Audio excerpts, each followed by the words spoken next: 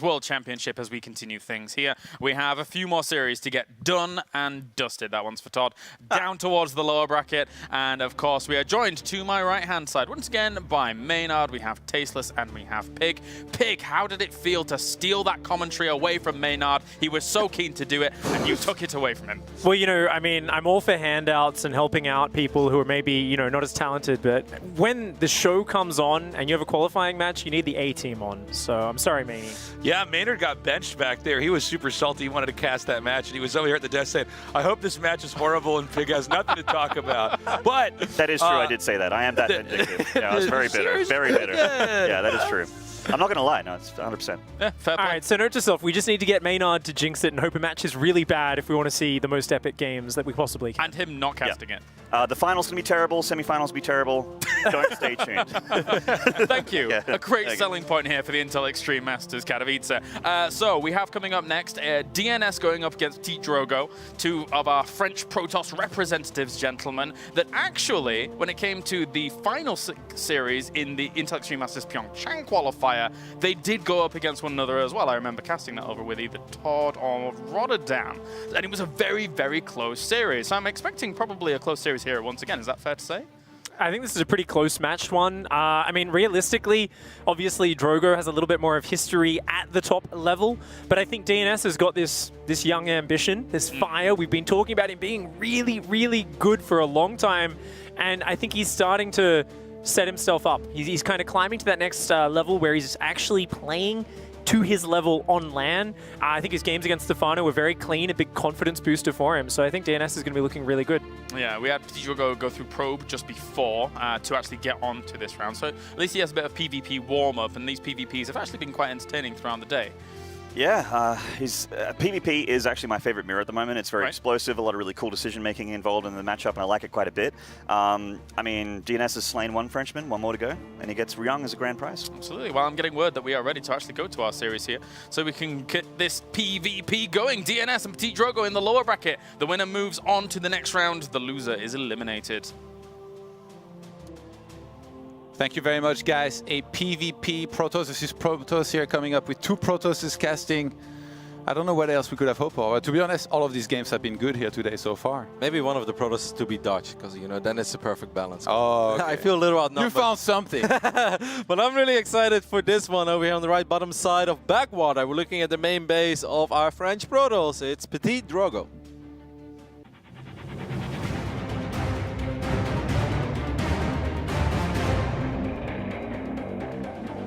And his opponent in the red, he also comes from the country of baguettes. It is DnS. Now, Todd, the first thing I want to ask you is it awkward when you've been living with somebody for over a month?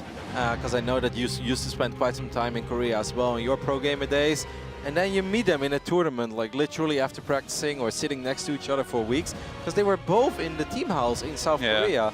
Do you think that's awkward? Do you think there is going to be a lot of mind games, or do you think it's perhaps not that bad? Well, why are you asking me? We've been there. You lived with me in Korea and then we played. And when you beat me, I didn't talk to you for 24 hours. So how awkward was it? But that was an official competition. That was a friendly match. Yeah, exactly. And it was already awkward. Imagine now in a competition. Yeah, it's weird, right? Because obviously, you know, these are two French... They're French, but they're also friends of each other. So obviously they discuss PvP and you really share your opinion about the matchup.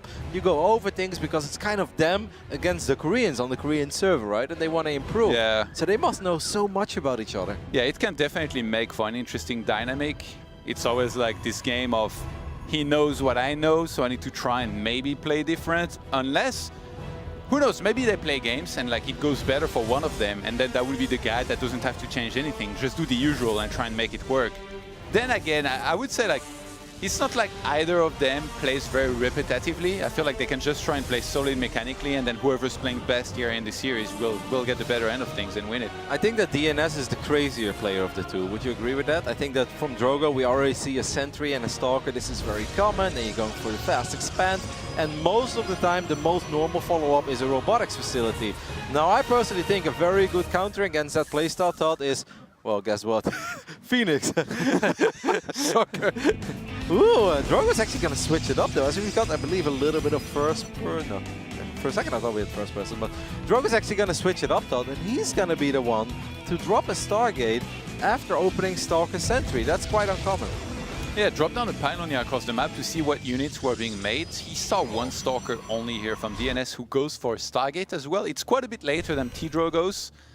There's always that question of what is it going to be? A lot of the time it's Phoenix, but if one of them goes for an Oracle, it's a disaster, but that shouldn't happen, right? Oracles are so 2000 and late, Todd. It's all about the Phoenix these days. And I've been leading the charge. I've been inspiring the Protosses worldwide. Yeah. No, I think it would make perfect sense. I'd be shocked to see Drogo open up an Oracle. I think Oracles might be good if you proxy them, but if you build the Stargate in your own main base, then it's more often than not, it's Phoenix. I mean, Oracles are hard to make work nowadays in PvPs because of the shield battery in the middle line, right? Like, one Oracle cannot do enough. Everybody gets the shield batteries, so you need two. And needless to say, getting one Oracle against Phoenixes is bad, but if you get two, this is next level of bad. So usually a lot of people, they will rely on those Phoenixes for that very reason. When are we going to see some Protoss mech in this tournament? I don't think we're going to see any Protoss mech in this tournament, Todd. You need to sign up one of those days. No, you know, the players get paid here. You could make some money. Yeah, top 60, right? I mean, the dream would be alive, even for me. It might be in a series. Who knows? Maybe get TLO round 1 or something. Oh, Dario would crush me, man. Come on. All right, so it's Phoenixes on both sides. I'm very happy to see that. But of course, Phoenix battles can turn out very awkwardly. Look at Drogo. He seems quite paranoid, Todd. This is not common. You don't make this many shield batteries. I guess he scouted. He's like, hey, your Nexus is still not there. That means that you're going to be very aggressive, right? I just wonder what DnS can achieve with his Oracle as he's actually... Oh, those are some good force fields, though, with the shield batteries of Drogo. I love this start for PtitDrogo, Todd. Yeah, he chases properly. He gets two of the Stalkers and the Probe as well. And not that much energy from his shield battery was used, and there's the second one already on the way. So there is none in the main base, but it's not like he needs one with two Phoenixes on patrol there. I think that DnS is really counting on Drogo having a Robo, so he really believes that the Oracles can do a lot of damage in the main base. And DnS is going to be a very, very sad Protoss the moment he realizes it's not a robotics facility. He might scout, though. At least he's going to scout with the Adepts. So now the one thing that DnS can do is hide his Oracles and wait until the Phoenixes make their way to the middle of the map, and then you fly into the main base. This is bad news for DnS. I'm surprised he makes a Phoenix, Todd. How do you feel about this? I guess he's gonna try and catch up somehow. Sometimes it's hard to tell yourself that you have to transition, and maybe he's relying on this as well. PtitDrogo doesn't have any information right now, so he goes for a Robo. So he's gonna cut his own Phoenix production. If PtitDrogo's out on the map with the Phoenixes now as well, he might have to recall. Yeah, he has to recall. There's no shield battery! DnS was counting on this to happen from PtitDrogo.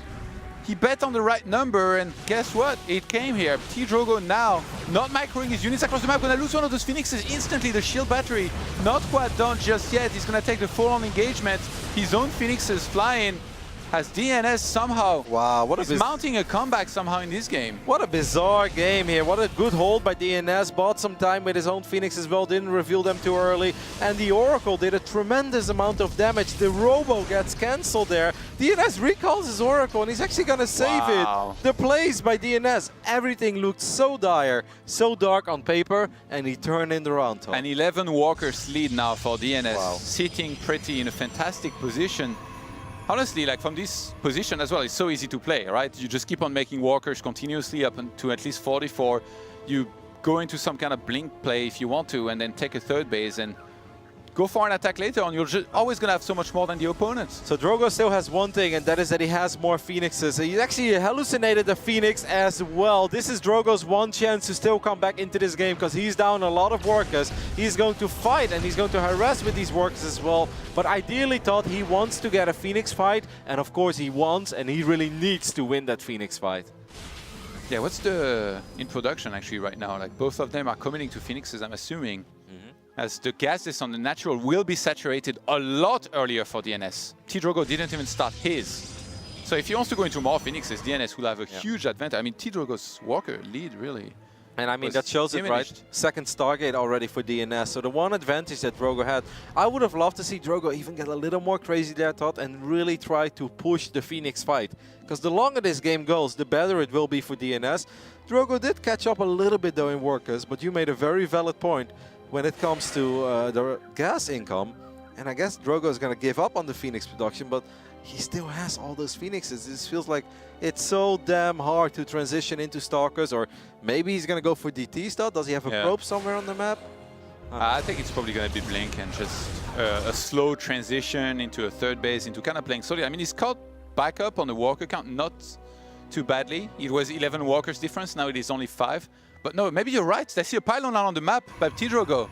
It's time for that cheeky Dark Shrine. I think that would make sense, especially if he's able to kill this Oracle. What I like here as well is that the Phoenix dot just popped and it showed a chrono boosting Stargate. So this gives DnS the idea that this is still a Phoenix war. DnS right now is like, all right, this is still a Phoenix war. And the one thing you don't want to do in a Phoenix war, if it's very close, is fight on your opponent's side of the map. So scouting becomes awkward. This one little sentry boy thought is going to be very important, because he could potentially get the scout that DnS needs, because normally you don't want to fight on the other side of the map, at least not until you have Phoenix range. And there is no Robo nor a Forge for DnS right now in terms of detection. It would have to be an Oracle, unless he starts something now.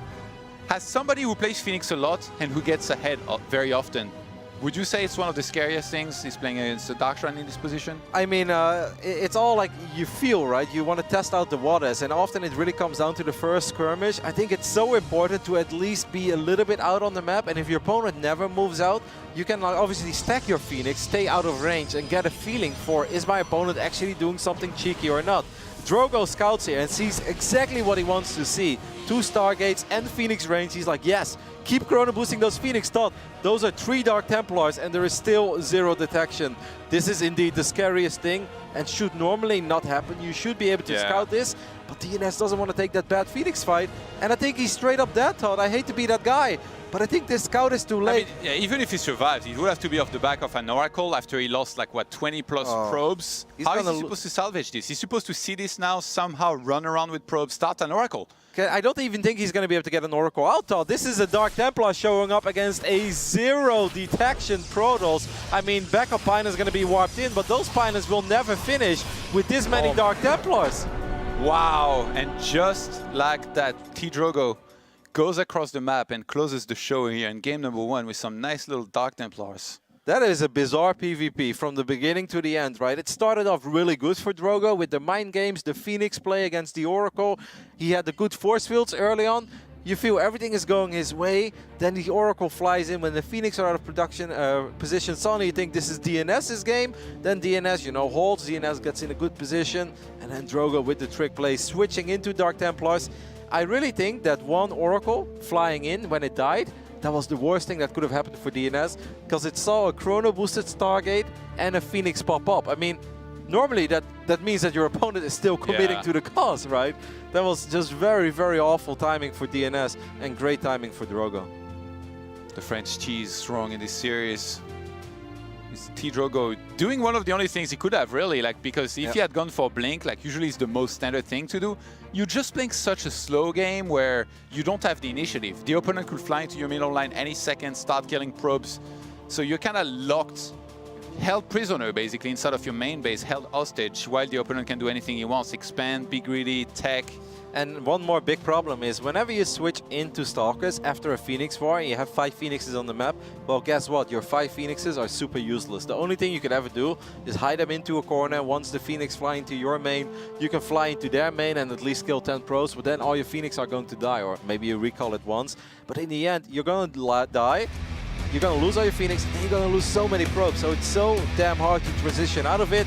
Drogo gambled, he rolled the dice, and it definitely wasn't 7 out. Definitely was not. All right, here we go. Game number 2.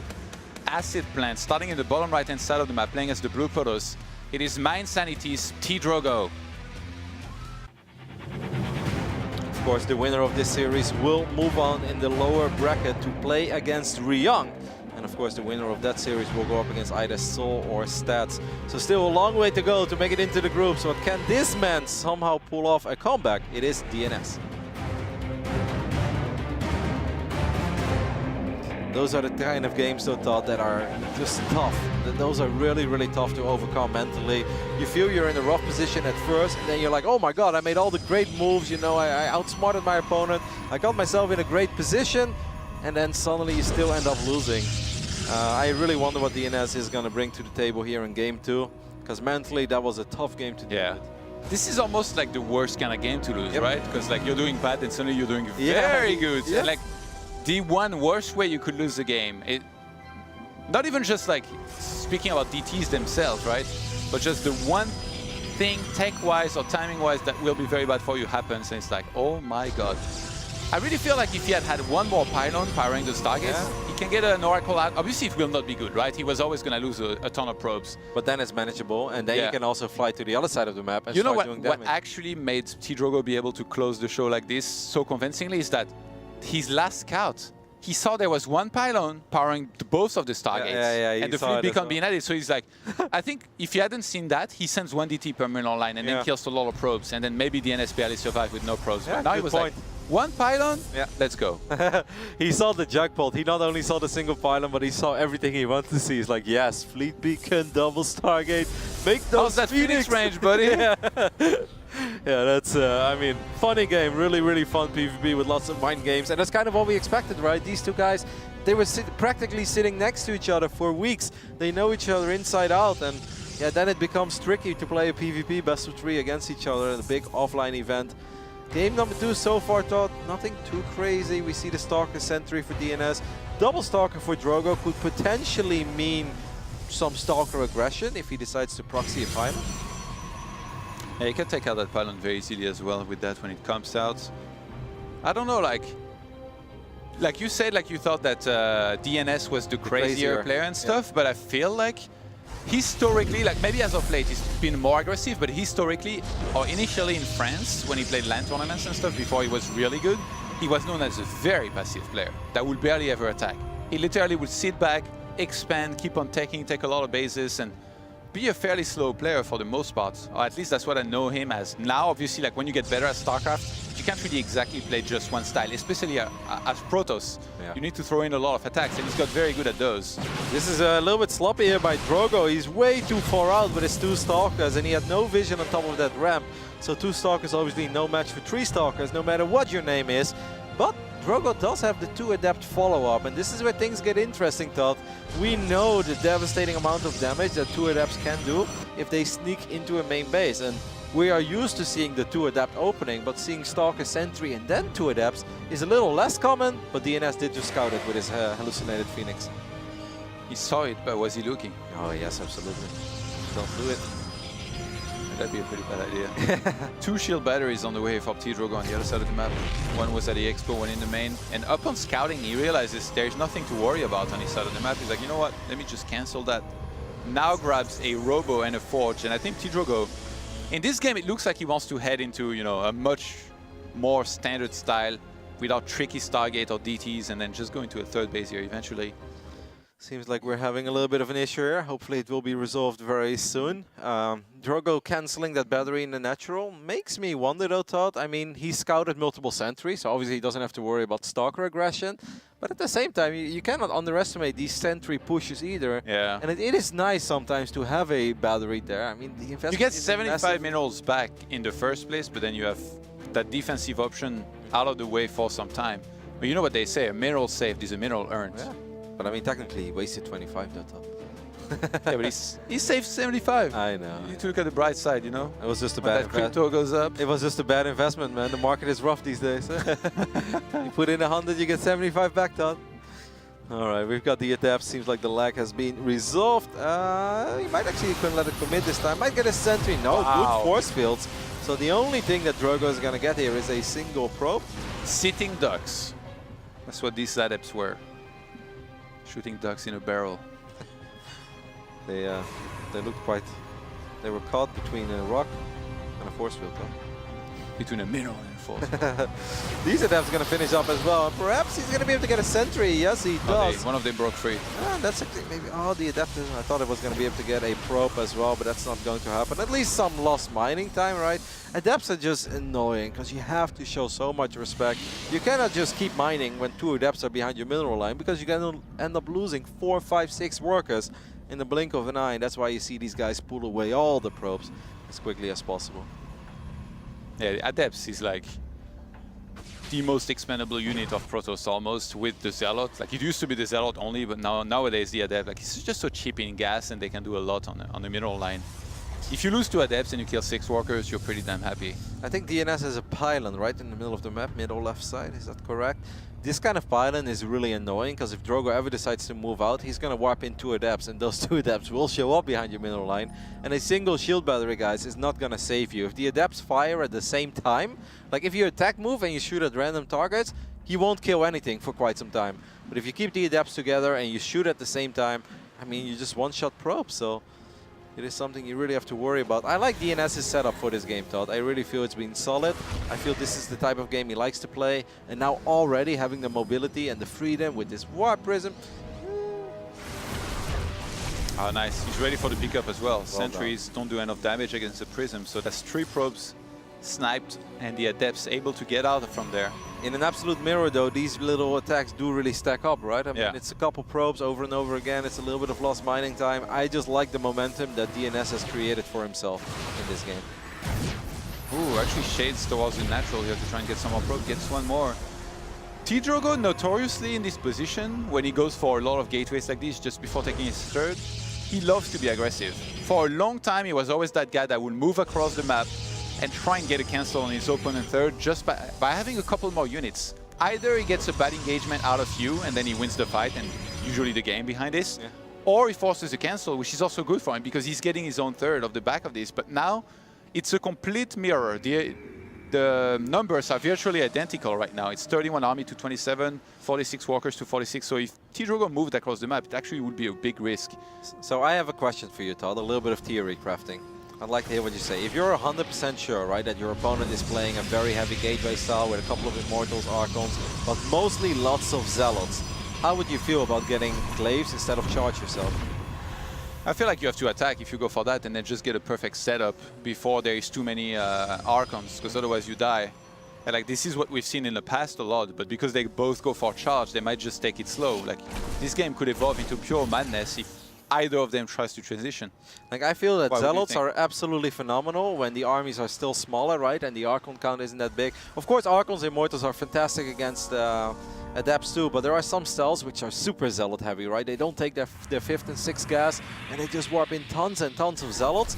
And then I kind of feel if you can get above, let's say, 75, 80 army supply, that Resonating Glaives is actually pretty sick. I've seen a couple Protoss players still bust it out, and woohoo, does this Prism take so much damage every now and then.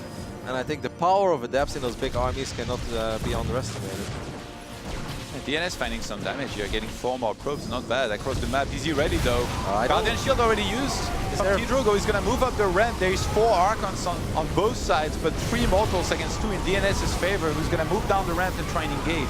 Upper ramp is just so damn difficult. There's going to be a little bit of Warp Prism micro here. Big Warp in. Can the Prism survive? No, it cannot. And that means that DNS is in a lot, that Drogo's in a lot of trouble, as he's going to end up losing almost all of his power units. That last Archon goes down as well. And Drogo is just going to tap out, Todd. It felt like an even game, but like I said before, the momentum was just on DNS's side, right? He dictated everything. Yeah. He was the one trading out units for probes over and over again. Seemed like Drogo had enough of it and just made an attack that, you know, why would that attack work in such an even game, right? Fighting on your opponent's side of the map, going upper ramp. It's difficult to make attacks like that work. These two are very well matched up. You saw the stats here on the ticker. 11 and 10 in series and 31-27 in maps. And now, yet again, in the best of 3, they're 1-1. Yeah, no, it's a fun PvP series, a very close one. A big Game 3 coming up. But before we're going to take a look at Game 3, let's take a look at what's going on the analysis desk with Kalaras and the boys.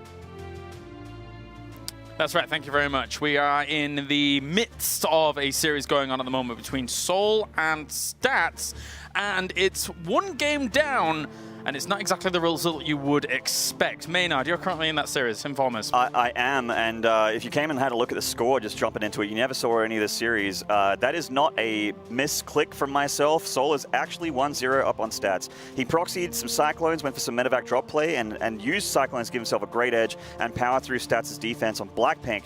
But Game 2, he tried it again, and this time Stats was ready. He had Stalkers, and he, with Stats micro, he managed to trade very, very nicely and hold on. And this game is sort of evened out into a pretty solid late game here. Yeah, Pig, you've been in that game as well. Have you kind of taken anything away with you so far? Well, it looks like stats. I mean, this is kind of similar to the game against Maru, game 1, I believe it was on Catalyst, where, you know, he defends the Cyclones. It looks like Maru could maybe go longer, here in this case Sol. But then the Warp Prism comes in, there's a bunch of charge lots, and it looks like it's going to be pretty hard for the Terran to hang on to that third base. So, very decisive counterattack from stats, great defense. He's loving that blink opening, and he's even going to warp in on top of Sol's army in his production. And that's not what you want to see as a Terran player, man. No, as Maynard just alluded to there for a moment's Yeah. time. I think overall, Tasteless, when you look at that, stats taking this second game here, it's almost Sol kicked the bee's nest a little bit with stats looking so strong in that second game. But I think it is worth pointing out that actually Sol's had some really good games. Yep. It's not something that we've been able to focus on. I mean, we're focusing on it here at the desk. We've been following the story. He's had some fantastic games. Right. If he beats stats, I don't even know what to say. I don't expect that to happen. It's his best tournament performance by far. Yeah, but Sol's already knocking out Stefano and a lot of other great players. He's doing a good job. Yeah, definitely so. And looking at how this series has gone so far here between our two French players with this 1-1 situation that we've got going on, I think a lot of us wouldn't really expect it to go any other way with how close they have been. But thank you very much, gentlemen, as we can now jump back into game number 3 between DnS and PtitDrogo. Thank you very much, guys. PtitDrogo and DnS all tied up. It comes down to a best of 1 is, I believe, what they say usually in this case, Roddy. It is, man. We're going to see some more PvP madness, you think? Yeah, let's see what the map is. We don't know actually what is going to be our final map, but both games were obviously very tight, very close. Second game, however, I do really feel that DnS took control at one point. You know, the numbers, it was very close. Build order-wise, they're almost doing the exact same thing. I just like the way the DnS played a tiny bit better, because I always believe that aggression and being out on the map, having vision on your opponent's side of the map, and getting a couple of units here and there, probes that is always a good thing. That always means that you're the one who's in control. And he was really not taking any damage at home, but you know, game number 1, Drogo really outsmarted DnS. Game 2, DnS looked solid. There's no telling what game number 3 will bring us. Once again, the winner of this series will move on to go up against Ryung. Let's find out, Todd. Who is it going to be? Starting in the bottom left-hand side of the map, they call him Adrien Bouet, but also DnS. Is that just his real name, or? Yeah. Okay. I thought that was maybe some You know cool PtitDrogo's nickname. real name? Yes, Theodore something. Yeah. Over here on the right top side, looking in the main base of the Protoss of my insanity, it is PtitDrogo.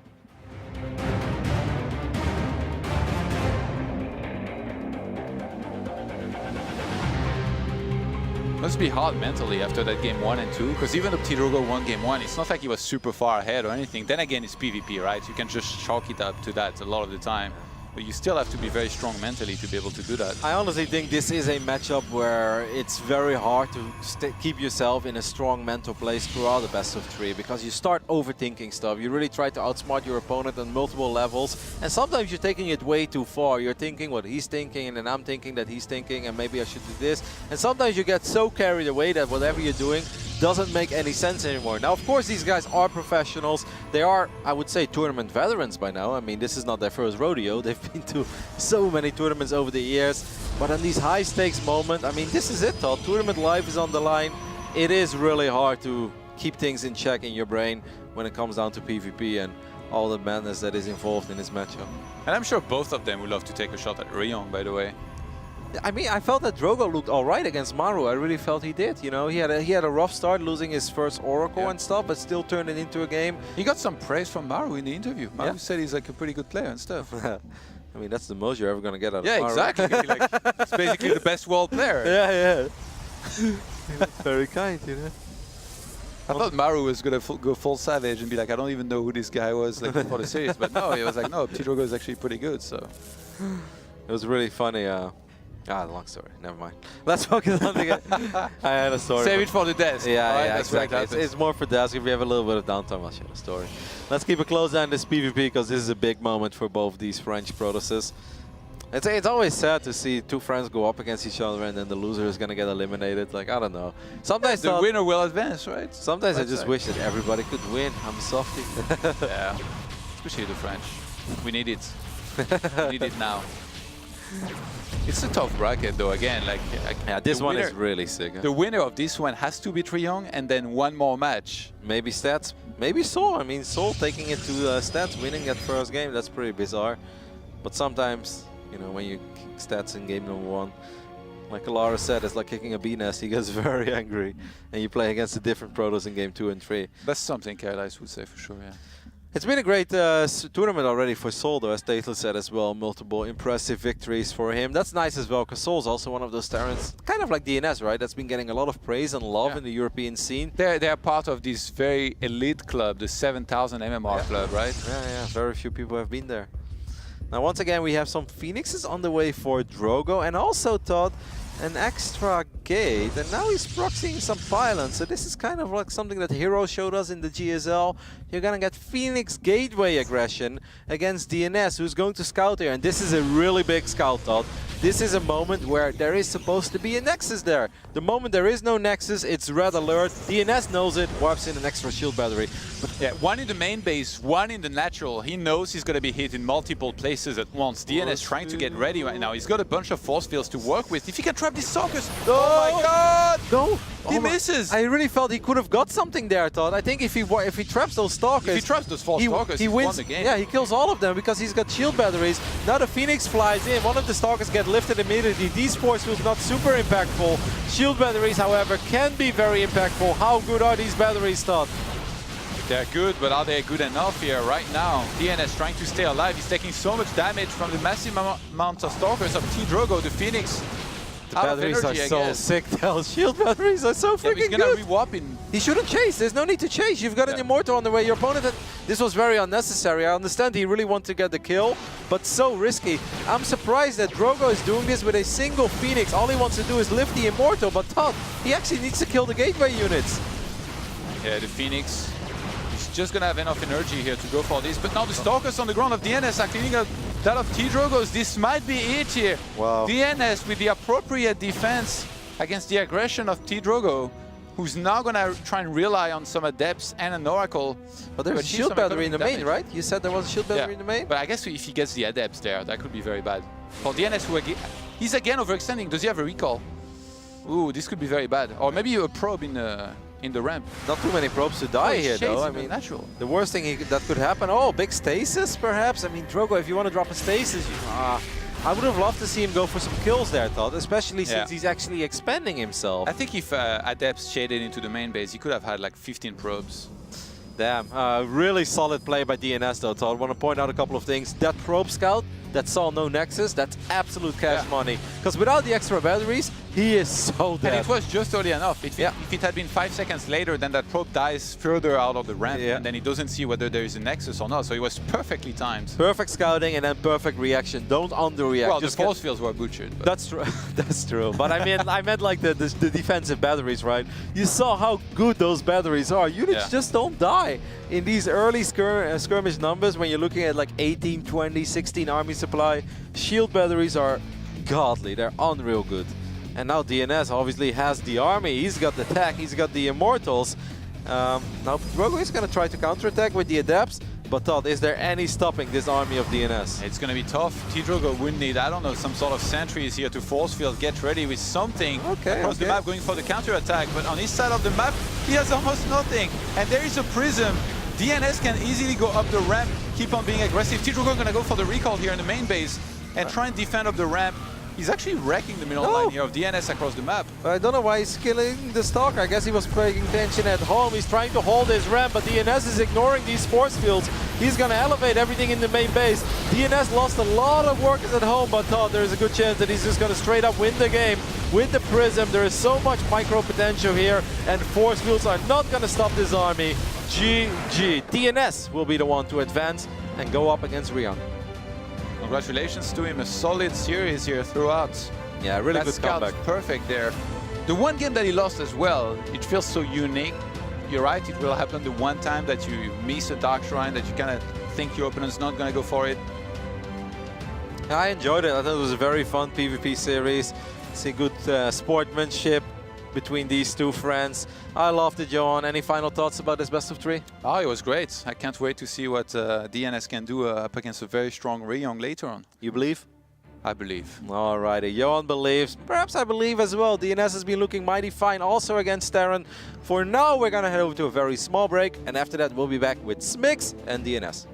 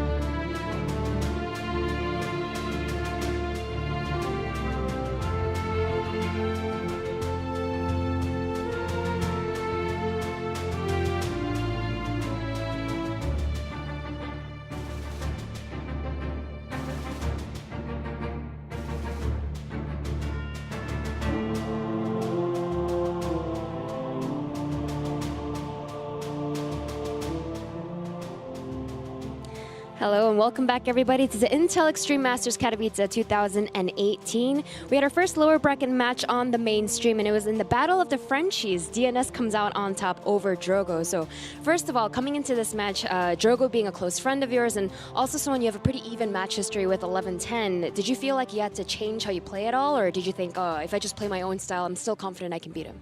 I was pretty confident in my micro game because of my trip in Korea, but we shared a lot of replays, we shared thoughts as well, so there was obviously a lot of my game, which is why I went for that build in game 1, but he won that game. So I was pretty confident overall, but I was a bit scared of his tricky moves, yeah. Well, elaborate a little bit more on that game 1, because it felt like you guys kept out-tricking each other in a way, so from your perspective, how did that match play out? It was a pretty one-sided game, honestly. Like, I tried to go for an all-in, which is designed to kill Oracle play, which I thought he was going to do. Didn't work at all. And then I'm like, I'm going to gamble, no scout, Phoenix, and he goes DT, so very well played by him, like, no chance. Well, with this, when you're now moving forward in this open bracket, you're going to be facing Ryung, who obviously is a very tough opponent, but you played him in the qualifier, and you actually beat him 2-0, so do you think you can repeat that result? When I beat him, like, it was prior to the nerf of Stalkers, so maybe he's a bit more confident now in the matchup. So I'm not too sure what to expect from him, but yeah, I'm pretty confident, I would say. Sounds great. Congratulations again, DnS. Best of luck in that next match, Caleres. Back to you. That's right, thank you very much, Smix. Of course, DnS there being able to take that victory 2-1. And just to keep you updated as to what's been going on in other games, when we had Stats versus Seoul, the expected result did occur for a lot of people out there. That's right, Seoul won! Seoul won 2-1. Woo. Unbelievable stuff. Gentlemen, all of you were in the game. Pig, I believe we've got a bit more of a rewind as to what happened in game number 3. I really want to see what went down there. Yeah, man. I mean, we saw the proxy cyclones work in game number 1, but in game number 3, it was proxy barracks going back old school 2-racks proxy. Not built on double 11 supply, as we're not in Wings of Liberty anymore, but still we can hop right into game here. And we can see there was actually this double bunker rush, and there was a lot of blocking going on, stopping the units getting through. There was this scrappy back and forth battle here between Zealots, Probes, and Marines and SCVs for a long time. And at the end of it, if we fast forward through, we see it was very, very close. And Stats basically backed everything on trying to defend these gates on the low ground, tried to stop the Marines getting in, and in the end, look at this, the bunker finishes, and one Marine gets inside that bunker. Yeah. and that basically ended up just doing too much damage. Stats was way behind. Some Cyclone follow-up as well as a sneaky Marine run-by ended up finishing the game. Really impressive, aggressive, and somewhat cheesy play from the young Polish Terran. Takes out Stats with a huge upset. Absolutely. That is our second place finisher from 2017 Katowice, eliminated in the open brackets. That's a massive achievement for Soul, who, going into this, you don't think to yourself, he's going to be able to take out Stats in this match. That's massive. No one thought that was going to happen. Soul had a great run, but we thought it ended. I even said it's like very likely going to end here. This is Stats, the grand finalist. He went up against TY, who's a, better Terran. And Soul did play, pretty aggressively, pretty gimmicky, but it worked. And Stats should be able to hold that, and he didn't. Whatever gets the win. Exactly. A win is a win, and Soul is now in the final against Ryung. So there you go. Let's check in with the bracket and get you up to date and up to speed with everything that has gone on. TY and Maru obviously moving through in the upper bracket there, but the lower bracket is where everything is kicking off. Soul is sitting in a qualifying match, and depending on if Ryung or DnS joins him, he has an opportunity to join the round of 24. Tasteless, coming into just our first bracket today. This isn't exactly how we saw that lower bracket shaping up. This goes to show you just how much the landscape of StarCraft 2 can change in the course of a year. Almost exactly a year ago, Stats was in the finals. Absolutely. He was looking unstoppable. It was one of the best StarCraft 2 finals we've ever had. Now, Soul, and it wasn't just Stats that he took out. Soul took out Stefano as well. Yes. The landscape is different, and we have a new story unfolding in front of us. Yes, we definitely do. The more and more upsets potentially going to be occurring here during the Intel Extreme Masters. We're going to go to a short break, and when we return, we have 2 more matches to conclude here in bracket number 1 for the Intel Extreme Masters Katowice.